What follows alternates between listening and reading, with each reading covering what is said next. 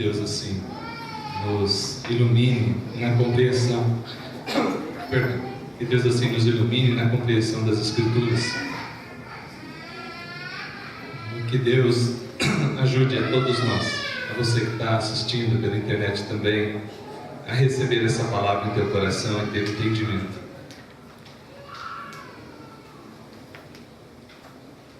Faz um exercício mental aí, por favor. Não precisa expressar para mim, você e o teu coração. Você conhece alguém muito rico? Não estou falando de conhecer e ter amizade, estou falando de ver ou de saber. E a atitude dessa pessoa em relação à sua fortuna.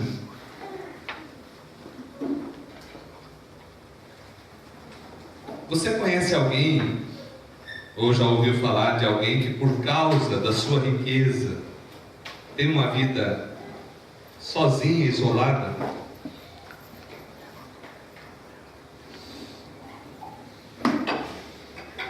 Eu já. E não foram poucos. Não que eu tive amizade, mas que eu tive conhecimento.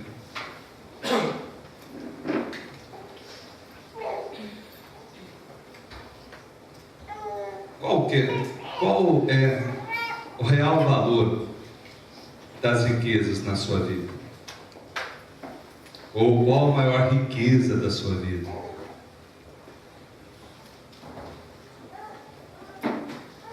Nós vivemos épocas, irmãos, em que muitas pessoas têm ido para as igrejas, entre aspas, no intuito de procurar uma melhora para a sua vida.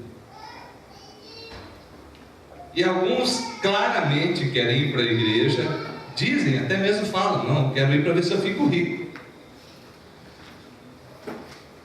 Para ver se eu consigo sair dessa pindaíba, sair dessa dificuldade. Não digo que está de todo errado essa atitude, mas não é compatível com as boas novas de Cristo Jesus. As boas novas de Cristo Jesus são muito mais do que você alcançar uma prosperidade financeira. Até eu diria outra coisa, que a prosperidade financeira é uma consequência da tua vida com Deus e da bênção de Deus sobre a tua fidelidade, sobre o teu trabalho. Mas é interessante que esses questionamentos não são novos. Desde o Antigo Testamento, nós temos várias passagens que fazem esse questionamento, e talvez você já fez. Alguns chegam a dizer, pai, e eu? Quando vou sair dessa dificuldade? Quando que eu vou ter um pouco mais para desfrutar? Pouco mais significa numerários, dinheiro, riquezas. Esta noite eu quero compartilhar com vocês a palavra de Deus a respeito de um tema, de um texto bíblico que eu estava lendo e me chamou muita atenção, ainda que eu tivesse lido várias vezes, estabelecendo o real valor da vida. Eu percebo que essa realidade, esse tema, tem que ser transmitido muito mais vezes. Por quê? Hoje, por causa dessa diversidade de teologias, algumas não bíblicas, muita gente tem sido levada ao engano. Que engano? O engano de achar que porque foi para Jesus, no dia seguinte você vai virar milionário.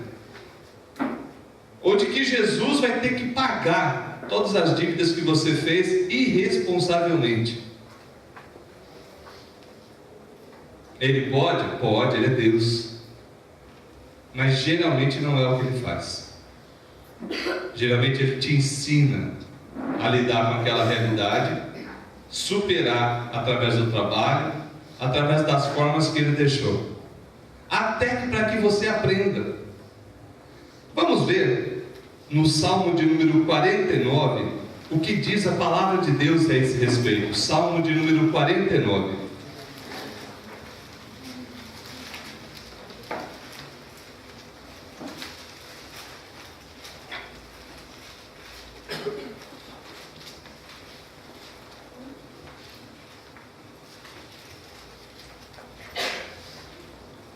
Salmo de número 49.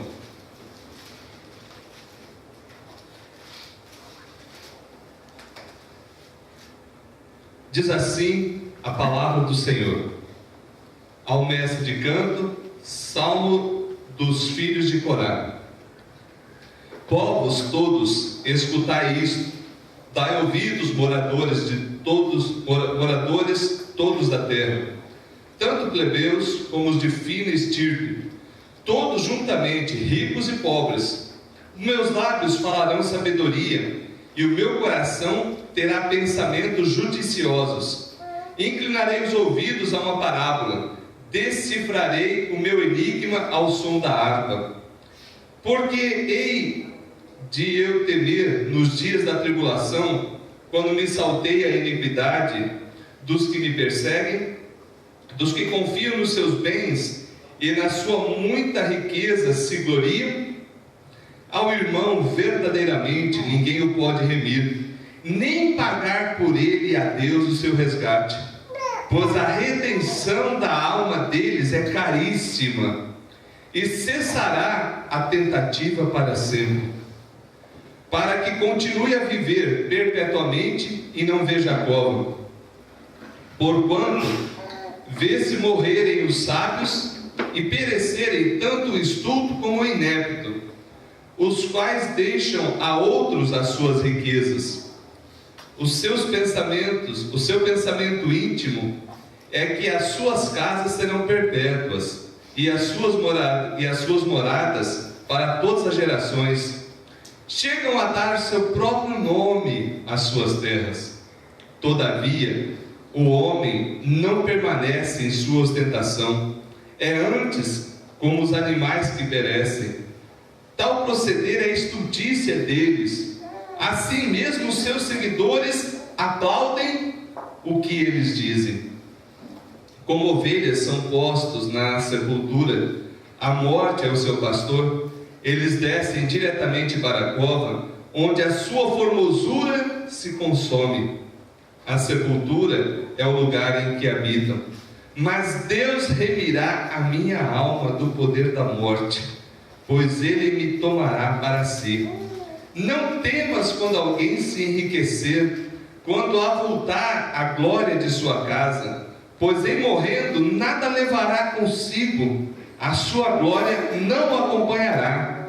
Ainda que durante a vida ele se tenha lisonjeado, e ainda que o louvem quando faz o bem a si mesmo, irá ter com a geração de seus pais, os quais já não verão a luz. O homem revestido de honrarias, mas sem entendimento, é antes como os animais que perecem. Amém. É interessante esse salmo, nós considerarmos logo o início dele, onde ele fala: ao mestre de canto, salmo dos filhos de Corá. Em algumas versões ele coloca Coré. Quem eram estes? Era uma daquelas tribos, um daqueles cidadãos lá do Antigo Testamento, na época de Moisés, que se rebelaram contra Moisés e contra Arão. Isso está lá em Números 16. E por causa dessa rebelião, veio fogo consumidor da parte de Deus e tragou toda aquela gente. Então eles tinham a lembrança de que na cobiça, no desejo pelo poder, na ostentação de querer ter o poder, no desejo de ter o poder, toda a sua descendência passada foi destruída, uma parte dela pelo menos. E aqui nós percebemos o seguinte, que eles escreviam cânticos a Deus. O que é o livro de Salmos? Nós já falamos isso aqui, mas vamos repetir. É a teologia prática do povo de Deus. Eles andavam com Deus, caminhavam com Deus e escreviam cânticos ao Senhor. A palavra salmo significa cântico, ela vem de origem grega. E esse foi o nome atribuído em português a esse livro, que na verdade é uma coleção de livros. Não sei se você sabe, mas o livro de Salmos é uma coleção de 5 livros hebraicos de cânticos ao Senhor. Qual é a importância disso? Nós percebemos que o livro de Salmos está falando de uma realidade que eles viviam, não só naquela época, mas percebe-se também hoje. Por isso que muita gente fala: "Oh, pastor, eu gosto tanto desse salmo, fala tanto comigo". Por quê? Porque reflete o dia a dia do povo com Deus, daquela época, e quando lemos, parece que foi escrito ontem, parece que foi escrito agora, para a minha vida e para a tua vida. O que é necessário a gente observar nesse salmo? Vejamos algumas coisas. Coloque em tua mente, no teu coração, que não há dinheiro que possa dar a eternidade. O salmista fala: olha, agora eu vou transmitir sabedoria, vou lançar o entendimento que eu tenho das coisas. E no verso 8 e 9 ele fala: pois a redenção da alma deles é caríssima. Como que a pessoa pode pagar a vida? É possível? Pense aí. A riqueza consegue comprar a saúde? Quantas pessoas riquíssimas, se pudessem, entregariam toda a sua fortuna para que tivessem a sua saúde de volta? Gastam não pouco. Tem hospitais por aí que, dependendo da conta, rapidinho chega a 100 mil, 200 mil, 300 mil, até mais. Até mais, né, irmão? Você lida com isso? E no final, todo aquele dinheiro não é capaz de segurar a vida. De que adiantou a sua arrogância? De que adiantou a vaidade, a ostentação de dizer: o meu dinheiro, a minha riqueza, olha o quanto eu tenho, se não foi capaz de dar o bem mais precioso, que é a vida? Riqueza não compra saúde. Existe até a moda agora que alguns estão se congelando. Não sei se você já viu isso. Sabendo que vai morrer já no processo final, é criogenia, isso? Acho que o nome é mais ou menos isso. Onde a pessoa se congela, na esperança de que no futuro, tendo cura para aquela doença, descongele e trate da doença e volte a viver. Não sei. Não vou afirmar, não sei, mas eu sei uma coisa: sei que a vida pertence a Deus. A vida está nas mãos de Deus. Por mais que paguem, por mais que tenham os seus bens, não conseguem remir a sua família, por exemplo. Não estou falando só pagar em prol da sua própria vida, mas em prol de seu filho, sua filha. Quantas pessoas entregariam a sua fortuna inteira para que seu filho, sua filha tivesse a saúde restaurada? Também não conseguem. Todavia, parece que na loucura, na vaidade desse pensamento, alguns se vangloriam dizendo: olha, eu tenho isso, eu tenho isso, eu tenho mais isso, e nessa vaidade se perdem. Não estou dizendo aqui que é errado você possuir bens, preste bem atenção. Não estou errado, não estou dizendo que você não pode possuir coisas, mas você precisa estabelecer no teu coração qual o real valor das coisas e das pessoas. Você precisa distinguir aonde o teu coração está preso, para que ele não se torne escravo dos bens, para que os bens sirvam a você e não você escravo do dinheiro e das coisas. Coloque em tua mente, em teu coração, primeiro, que não há riqueza, não há dinheiro que possa dar a eternidade, que possa restaurar a saúde. Há pouco tempo eu vi uma pessoa dizer o seguinte: dinheiro não é tudo, mas ajuda bastante. Depende. O que você chama de ajudar bastante? Te dá uma circunstância momentaneamente diferente? Talvez sim. Mas isso você pode adquirir trabalhando. Você não precisa ser escravo do dinheiro. Você não precisa ser escravo das riquezas. dinheiro não é tudo. Como é que é? Eu gosto lá da frase. Não existe mulher feia, existe mulher casada com pessoa pobre. Marido pobre. Não existe mulher feia, existe marido pobre. É outro preconceito, porque toda mulher é linda. Tinha que sair uma linha aí, né? A menos que você ache que Deus fez alguém mal acabado. A menos que você atribua a Deus a incompetência de fazer alguém. Ah, pastor, mas sabe o que é? O dinheiro, a pessoa vai no salão, tal, até o primeiro banho. Porque depois aquela maquiagem cai, filha. E a força da gravidade vai atuar, não tem como. Mulheres, não sejam escravas dessa vaidade. Se cuidem, tá? Sem problema. Não estou falando que não pode se cuidar. Mas não seja uma refém, uma escrava disso. Não se deixe levar por esse conceito de que você tem que seguir o padrão de beleza X. Ponha no seu coração que Deus te fez linda e maravilhosa. Isso o homem que está enxergando é problema dele. Não seja refém da mídia. Não seja refém do consumismo. Pastor, eu posso ir no salão? Vai, filha. Eu posso fazer? Vai, filha. Só não seja escrava disso. Vamos lá. Estabelecendo o real valor da vida. Primeiro, não há dinheiro que possa dar a eternidade. Segundo, a ostentação é algo de pouca duração. Olha, eu tenho isso. Eu cansei de ver em Mato Grosso pessoas que do dia para a noite perderam fortunas. Aqui eu ainda não vi, mas lá eu cansei de ver. A soja estava em tanto, de repente a soja caiu e a pessoa perdeu 100, 200, 300, 400 mil. De repente. E aquilo que para ele era o lucro passou a ser dívida no banco. Como é que fica?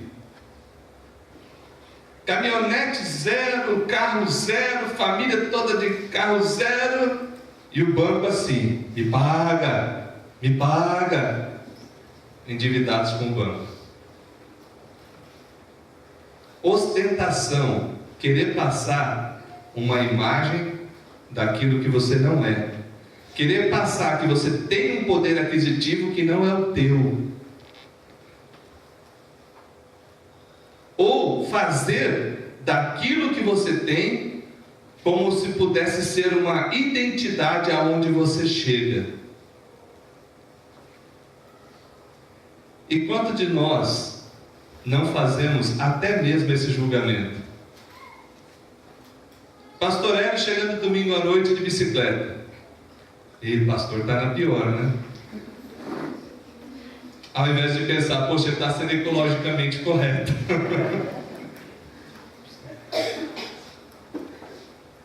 Infelizmente, esses falsos conceitos já estão até no meio da igreja.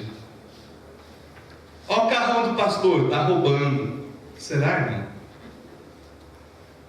Percebe que muitas vezes os crentes também começam a criar ostentações fictícias, estereótipos em torno de pessoas e de situações que não são verdadeiras. Muitas vezes não é a pessoa que passa, é quem vê que está estabelecendo. Recordo-me até um dia que nós estávamos viajando com o pastor Anísio. Nós paramos em um posto e é normal, eu falo pastor, não falo pastor Anísio, pastor. Os frentistas olharam para ele, olharam para mim, achou que era a segurança dele. Com essa cara de poucos amigos. Acharam que era a segurança dele, que ele devia ser um pastor de uma dessas igrejas aí esquisita. Não, irmãos, graças a Deus nosso pastor tem, porque ele tem firmas, trabalha e não, com certeza não é pegando nenhum dinheiro da igreja, fique tranquilo. Mas na hora eu reparei o susto dos frentistas, né? Olhando para ele, olharam para mim. Eu estava com a jaqueta assim meio para fora, não sabia se eu estava armado ou não. Eu não ando armado, não tenho arma, tá? Mas já deu um susto neles. Mas vamos lá. Então muitas vezes a maldade não está em quem está passando, mas em quem está vendo. Estabelece critérios. Como é que o Aloysio falou outro dia? Chore, né? Quando você compra uma coisa e a pessoa fica fazendo ideia errada, ela pode chorar, mas agora eu tenho. Eu não lembro como o irmão falou, mas eu achei interessante. Querendo dizer o seguinte, que a maldade às vezes está em quem está vendo, e não em quem está com aquele bem, com aquele patrimônio. Irmãos, a soberba, diz a palavra de Deus, precede a ruína. No versículo 12 diz: todavia o homem não permanece em sua ostentação, é antes como os animais que perecem. Em Provérbios diz assim: a soberba precede a ruína, e a altivez de espírito a queda. Provérbios 16, 18. Mais adiante no Novo Testamento diz assim: nada trouxemos materialmente, nada levaremos. 1 Timóteo capítulo 6, versos 6 até o 12. O que a palavra de Deus está nos mostrando? De que não podemos ficar mostrando coisa que temos como se aquilo fosse a nossa identidade, o nosso RG. As marcas nossas são de Cristo.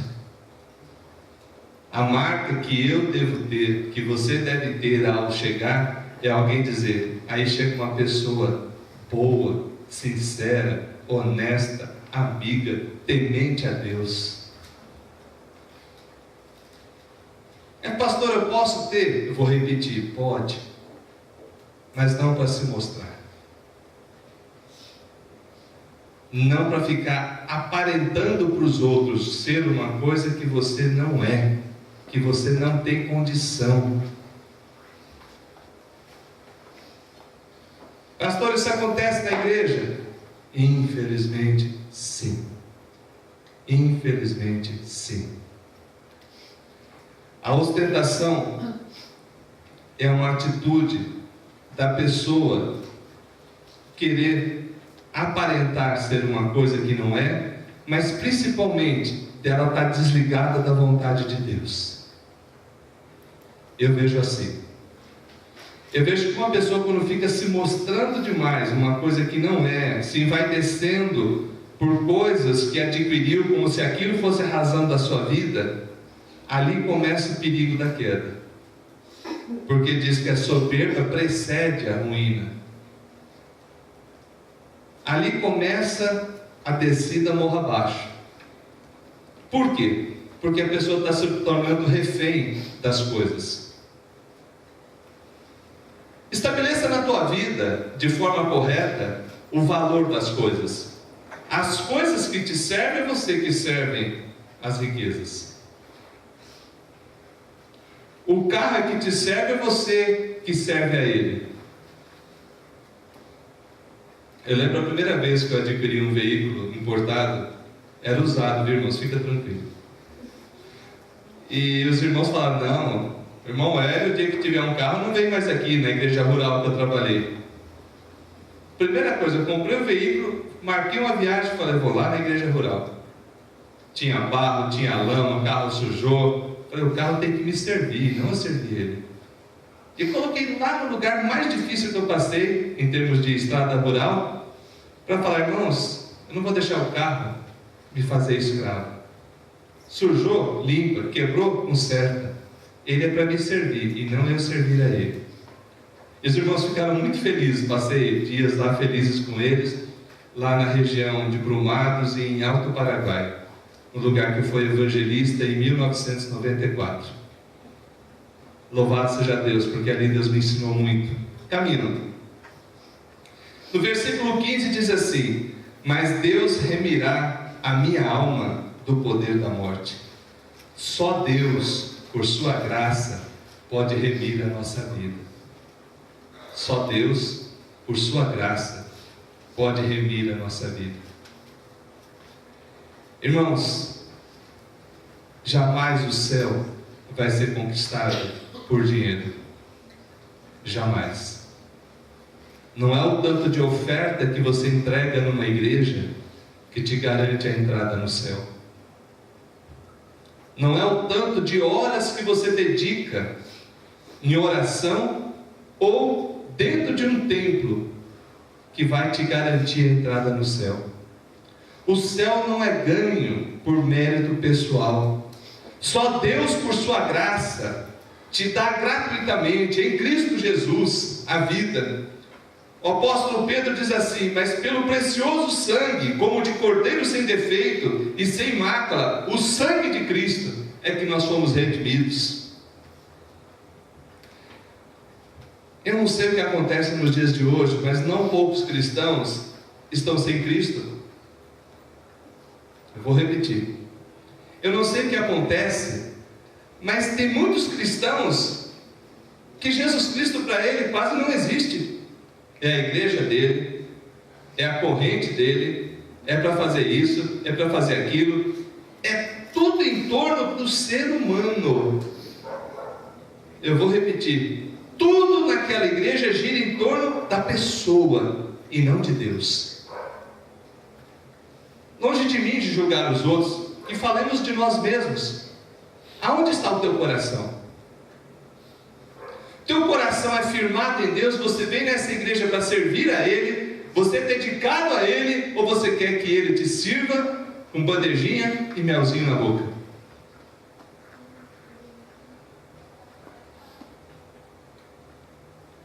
Uma vez a pessoa falou: pastor, pegou pesado. Não peguei pesado não. Pior é quando Deus chegar e falar: apartai-vos de mim, malditos, nunca vos conheci.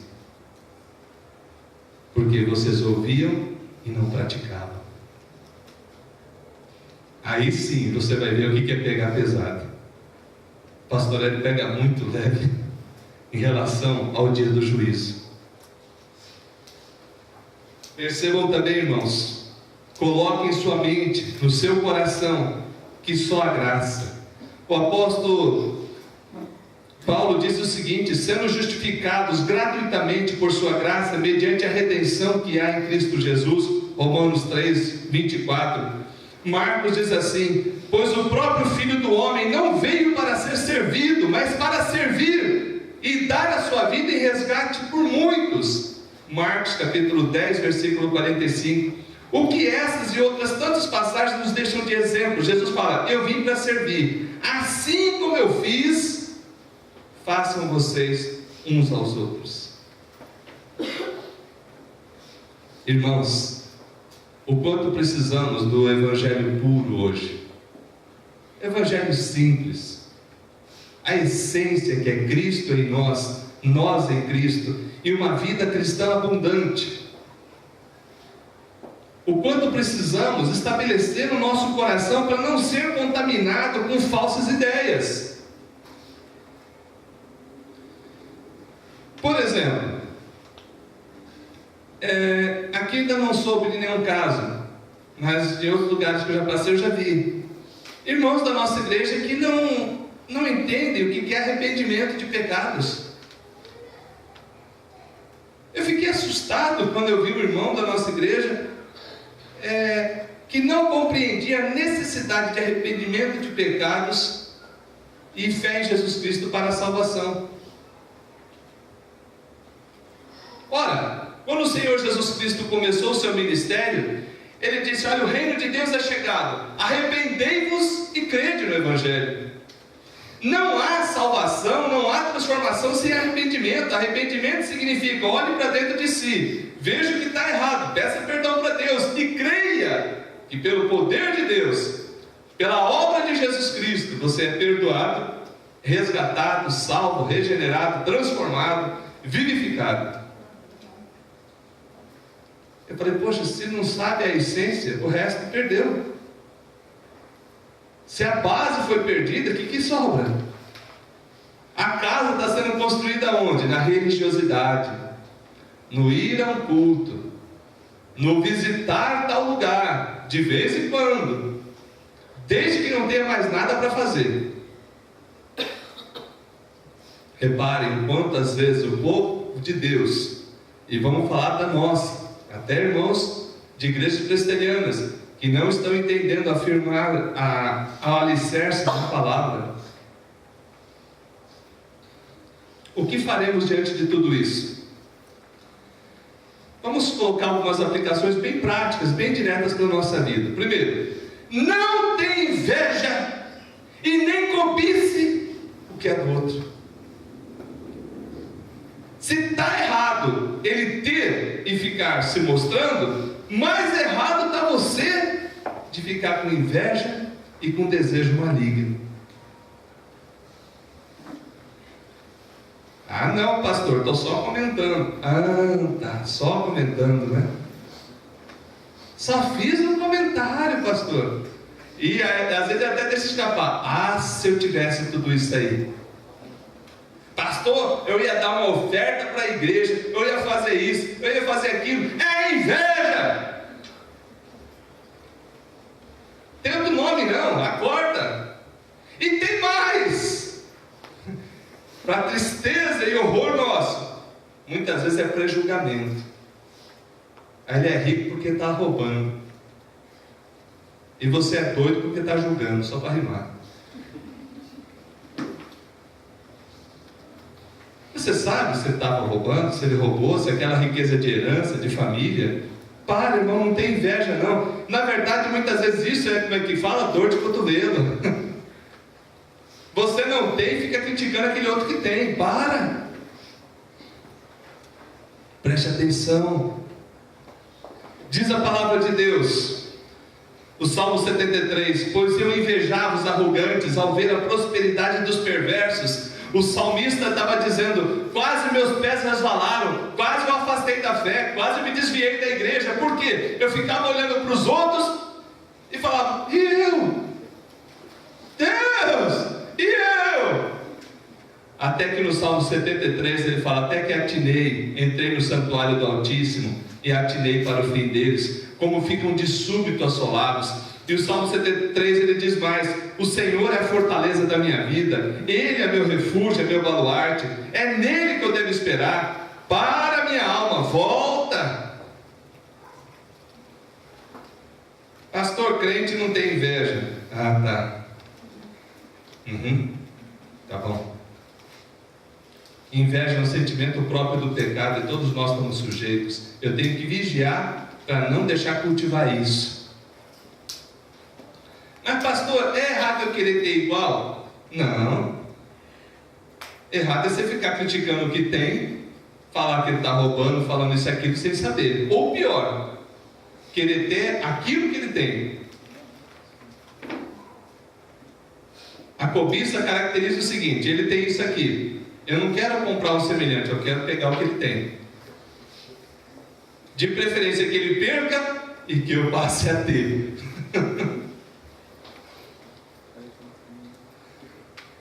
Não tem inveja, meu irmão. Deus tem bênção para a tua vida. Deus tem coisas especiais para você, só para você. Uma coisa que eu tenho aprendido com Deus é que Ele nos trata individualmente de forma muito especial. Tem gente até que esses dias aí pulou de paraquedas. Eu fico maravilhado. Nossa irmã Eliana estava contando que ela saltou de paraquedas. Não vou falar que deu inveja, não, mas falou, poxa, deve ser muito legal. Deus preparou, era um sonho, e Deus preparou que ela acontecesse, realizasse. Qual que é o problema? Nenhum. Deus sabe dar coisas boas para nós, sabe? Diz a palavra de Deus que Deus sabe dar coisas boas para nós. Ele é o nosso provedor. A palavra de Deus diz assim, ora, se vós que sois maus sabeis dar boas dádivas aos vossos filhos, quanto mais vosso Pai, que está nos céus, dará boas coisas aos que lhe pedirem. Mateus 7,11. Você acha que Deus não vê o que você precisa? Deus vê, e Deus supre. O que acontece é quando a inveja e a cobiça tomam conta, você passa só a olhar o que você não tem, esquecendo das coisas que já alcançou. Quantos Quantos aqui já receberam várias bênçãos de Deus? Que você reconhece, amém? Reconhece? Reconhece isso? Amém? Glória a Deus. Então para de ficar só em vista daquilo que você gostaria de ter e celebra um pouco as coisas que já ganhou. Eu e minha esposa, nós temos uma mania bem diferente. É a Santa Mania. O que é isso? Nós celebramos cada coisa que a gente conquista. E não importa se para os outros é nada. Se a gente compra uma roupa, Deus permite que a gente adquira uma roupa, a gente celebra. Se a gente compra uma coisa nova, a gente celebra. A gente celebra as coisas que eu já tinha celebrado de novo. Já tinha celebrado, vamos celebrar isso aqui de novo? Vamos. Irmão, tem irmão que não sabe curtir a bênção. Até eu estava explicando esses dias a ele, para uns irmãos, curte a bênção, irmão. Você pega, dá uma glória a Deus, hoje, amanhã já esqueceu. Não, aproveita amanhã, depois, vai celebrando, vai adorando a Deus. Sabe como às vezes a nossa oração do almoço? É assim, ó, obrigado, paizão, aleluia. Desse jeito. Aleluia, Senhor. Às vezes a fome é grande, a oração é curta, fica tranquilo. Mas é uma oração tão sincera, falar, Deus, obrigado, Pai. Obrigado, Pai. Porque o Senhor é que prove a minha vida do que eu necessito. O Senhor é que prove a sua vida, meu irmão. Não tenha inveja dos outros, Deus cuida da sua vida e prove a sua vida. Coloque o seu coração em Deus. O salmista diz assim: não confieis naquilo que extorquis, nem vos vanglorieis na rapina. Se as vossas riquezas prosperam, não ponhais nelas o coração. Pastor, é errado ser rico? Não, é errado você ser xarope. Não é errado você ter. Errado é o teu coração ficar amarrado nas coisas.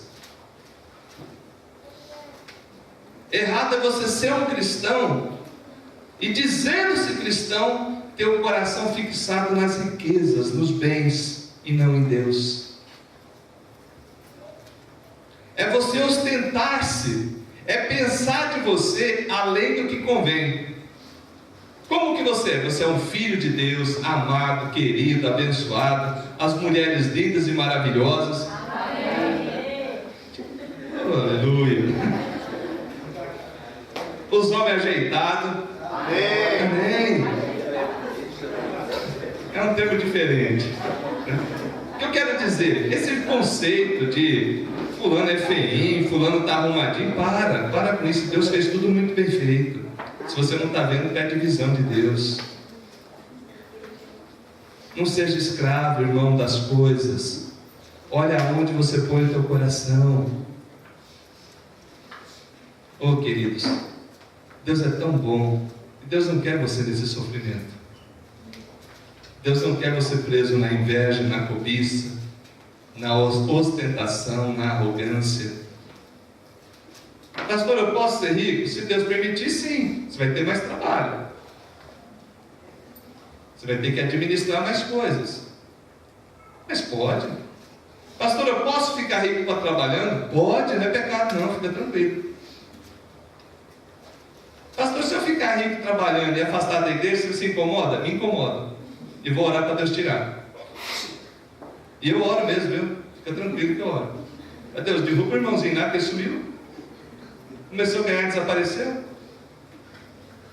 Já não glorifica o Senhor. Parece que aquilo ali foi tropeço para ele não teve entendimento. Se a tua riqueza prospera, não deixa teu coração escravo. Deixa que a riqueza te sirva e não você servir a ela. Entendeu isso? Se você entender, você vai ser uma pessoa feliz e abençoada.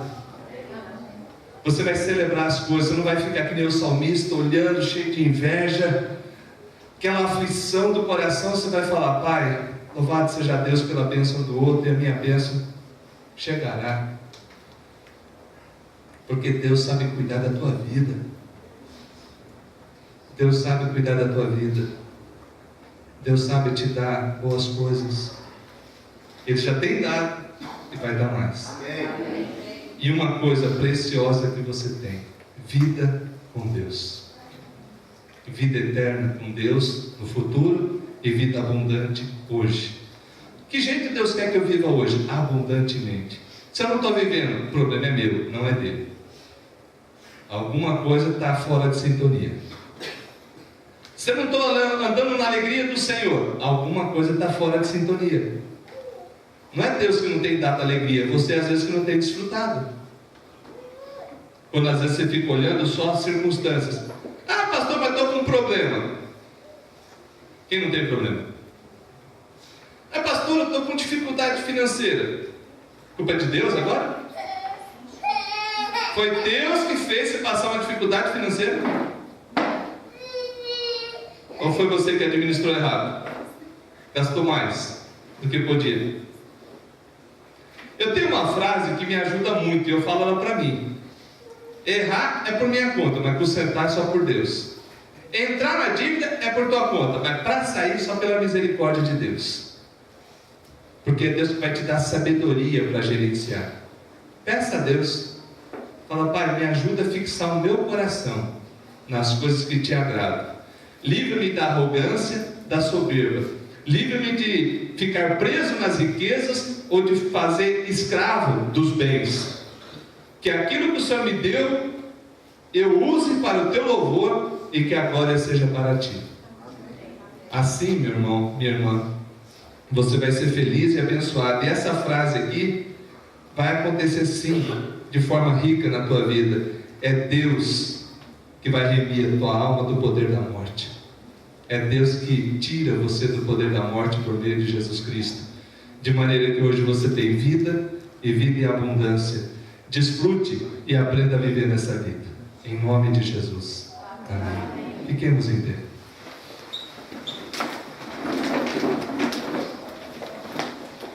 Senhor Deus, primeiro nós te pedimos, perdoa as nossas atitudes que são contrárias à tua palavra.